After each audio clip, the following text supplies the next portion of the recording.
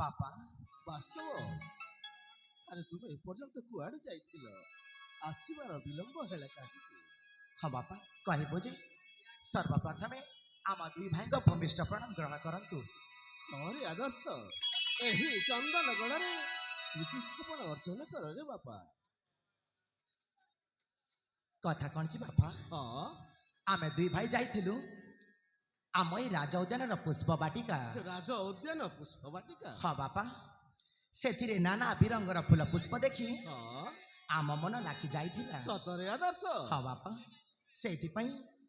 ସେଇଥିପାଇଁ ଆସିବାରେ ବିଳମ୍ବ ହେଇଯାଇଛି ବାପା। ହଉ ରେ ଆଦର୍ଶ ହଉ।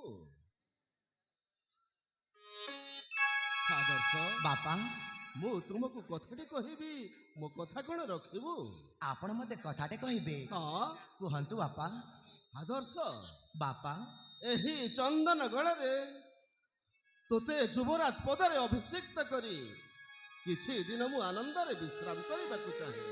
ହେଲେ ବାପା ମୁଁ କଣ କେବେ ଆପଣଙ୍କ କଥାକୁ ଅବାଧ୍ୟ କରିଛି? ଆଦର୍ଶ ବାପା ଆଦର୍ଶ ମୁଁ ମାଙ୍କୁ କିଛି କହିବାକୁ ଚାହେଁ। ଆରେ କୁହ। ମା ଆଦର୍ଶ ଆଜି କାହିଁକି ଆପଣଙ୍କର